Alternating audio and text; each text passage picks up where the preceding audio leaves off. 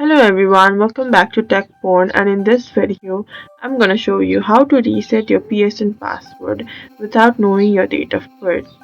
You will need to start by opening the PlayStation password reset page.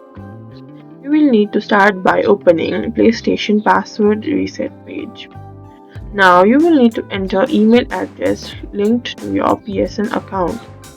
If you're unable to complete verification because of missing information, you will need to contact PlayStation support directly. Provide as much information as possible, including your online ID, account, email, purchase receipts, and console information.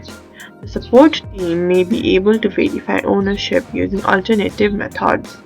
After verification, you will receive instructions for resetting your password. And that's it. That's how to reset your PSN password without the date of birth information. And if this video helped, follow us for more tips and tutorials.